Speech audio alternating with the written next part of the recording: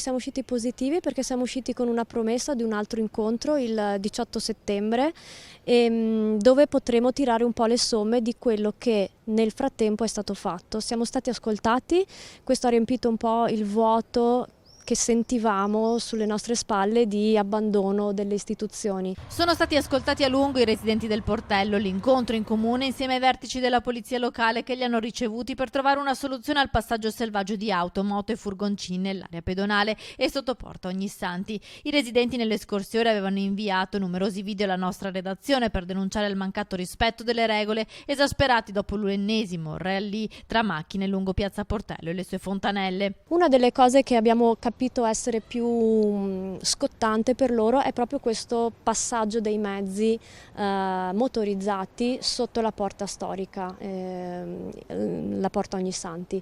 Questo forse è l'intervento più immediato che riusciranno a fare. Speriamo di continuare ad essere ascoltati ad un tavolo, perché trovarsi magari sulla testa degli interventi senza essere ascoltati prima, questa è una cosa che non vorremmo accadesse. Dal Comune la promessa di un nuovo incontro a settembre e l'arrivo di alcune misure per impedire la circolazione, ma anche i cittadini hanno portato le loro proposte. Abbiamo chiesto più controllo, le forze dell'ordine, i vigili dovrebbero essere presenti, perché in questa maniera si dà l'impressione che sia una zona controllata. L'impressione che c'è adesso, ma da anni, è che questa è una zona franca. La gente può venire qui e a fare qualsiasi cosa perché tanto nessuno viene multato. Inoltre è necessaria una segnaletica più evidente oltre al cartello a bordo piazza che invita anche i ciclisti a portare le bici a mano, cosa che, come vi abbiamo mostrato nei giorni scorsi, non avviene visto che anche i ciclisti sono piuttosto indisciplinati.